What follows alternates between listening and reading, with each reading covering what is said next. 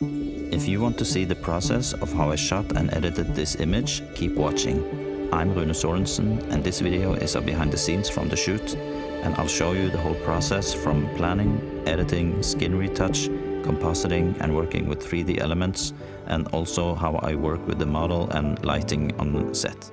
Yeah, and if you're nice, I'll even tell you more about my friend Sham Jaff. She is a makeup artist and also a unicorn. Anyway, let's go behind the scenes. So after weeks of planning and location scouting, we ended up with this nice location here. It's called Brekko in Norway. And this is the beautiful and talented model Seline Jasmin. She's from Element Modellbyrå. It's a modeling agency here in Stavanger, Norway. So we started off by doing some test shots on land before going into the water. We tested the lighting, and we also talked about how she was supposed to be standing and posing. Yeah, just do all that before going into the freezing water, because I'm not an asshole. And with me on this project, I have my very good friend Sham Jaff. She is a professional makeup artist in the movie industry. I'm a film producer and photographer, and together we have been working on commercials and shorts and documentaries for years now. And she's just amazing. And she's also a unicorn, so what's not to like? Anyway, let's put some baby oil on, and I'll just shut up and let's do some shooting.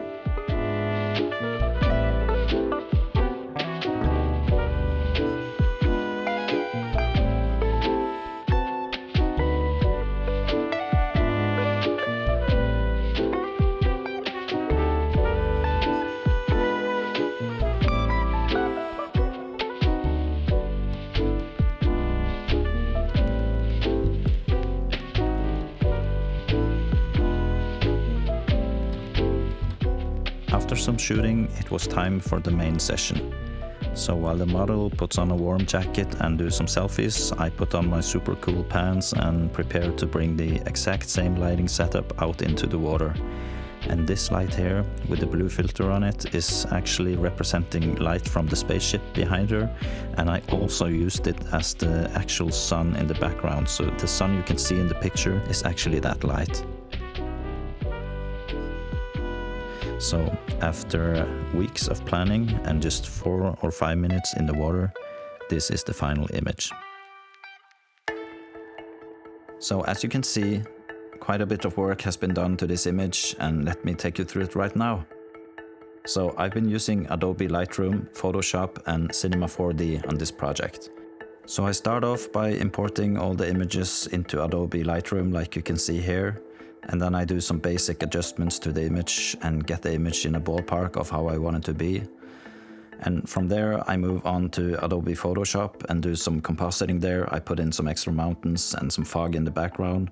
This is the picture that I chose because the pose and everything is perfect. There's just one problem with this one, and that is that her eyes are closed, as you can see here.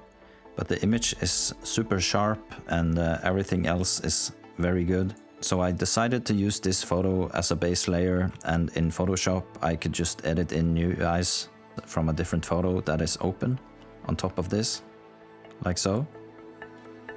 You can actually see how it looks like. And let's talk about our weapons. Have you figured out yet if they are real or not? You may or may not, but I guarantee you haven't guessed how I made them. So I'll just show you now, and you're in for a big surprise. Let's start with the left weapon here. I will just isolate the wooden parts. As you can see here, it goes into the stone, and you can see the wooden part inside it. And here is the big surprise. Here's the axe. And this is coming from this picture. Yeah. I removed this part here and this part here. As you can see here on the top, I copied from this side here and put it on this side, so it looks round. The stones are made of parts from pictures I took of clear plastic pieces, and I mixed them with some glass fragments I found on pictures online. So it's a big mess of stuff that I can't even remember, but there they are. And from here I moved on to skin retouching, and she has good skin, there's not much to do. But if we zoom in, we can see a few hairs in the forehead and a few blemishes that I wanted to remove. And if I enable this layer here, you can see what I've done. I can quickly show you how to do this. I just copy these layers here. And there's a few different tools. Here is the spot healing brush tool. I use this for blemishes. You just click on them and they are gone. Photoshop calculates the pixels around it and fills it in. And sometimes it works on a hair, but sometimes it doesn't. Like if I do this, it feels like almost like a scar. Something was removed here. So to avoid that, I use the patch tool. And the patch tool, you just select around the hair, and when you click and drag, you copy the texture from that area, but you keep the color information. And when you release it, it looks perfect. So that's how I do that. The next thing I did was to add some makeup, and I did some trial and error. This is too much, so I did a new one, all photoshopped. This is the one I went for in the final edit. And also the eyes needed to be more like an alien, so I did blue eyes on her. And the next thing is to do some dodge and burn effects. And the dodge and burn is to brighten the highlights and darken the shadows. And this will give her some more definition in the shadows and highlights, and also make her skin shinier. So I have opened up the latest version of this Photoshop file, which has everything in it and a lot more layers. The dodge and burn effect on her skin, if you look close here, I'm going to enable it now. And you can see it's on. This is before, after. And this is going to blow your mind. I'm going to reveal how I did this. So this is the highlight lines that I have been drawing. I put this to 0, and here you can see what I've done. I have drawn in some lines where I want the line to shine on her skin. And on the burn layer, I have done the same. Let me draw this down to 0. And you can see the shadow lines I have drawn. And this is all over her body. And when I blur these lines out, it's going to look natural, like this. Let's talk about the mountains. This is the real one, and I wanted some more mountains. And before we came to this location, we stopped and did just a test photo here. And I actually used this mountain here, which belongs to this area, because it's 5 minutes before we came to the location here. And I just copied it, and there it is. I just dragged it up so it looks a bit higher. And I needed more mountains, so I just copied this one and I flipped it over and mirrored it and put it here. So this is the same mountain, just a copy. I also added some skies, just to give it some more drama. And now for the fog. If you look closely around her, you can see this is in focus, you can see the edges of it. And I kept adding more and more layers of fog. Here is one. If you look at the trees in the background here, you can see that there's some fog floating in the air.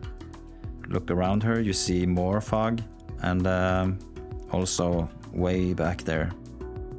I also added a new sun over this flashlight here. As you can see, it looks more real. So let's head over to Cinema 4D and look at the 3D spaceship. What you see here is a camera that has been positioned into a 3D world, and that replicates the camera that was used by me. This has been calibrated to be correct according to where the model is standing. If we look through the lens in the 3D space, we can see that everything is positioned correctly, so it all fits. We have also added a floor. You can't see the floor, but it is creating the reflections in the water. And we have added a sky that we are able to rotate around, so we get the reflections in the metal to be correct, positioned according to where the sun is. I render out a quick preview to see how it looks in a more realistic way, and when I'm happy, we render out the picture, which takes about 20 hours, and then we head back into Photoshop to integrate it. We have returned to Photoshop and we just add in the spaceship, and just to make it fit more in the scene, we add some more fog in front of the ship here and around it. You can see all over the wings and in front, and there's even more fog here. It's just layer by layer. For some reason I added a light here. This light needs a reflection in the water down here. And now I just pimped the image with some more light rays from the sun shining into all this extra fog here. So here's some streaks of light going through the scene. So that's it for now. Here's the final image again, and thank you for watching. And in the future I will probably put out some more photos and do videos about those, because I have a lot of new ideas to come. See ya.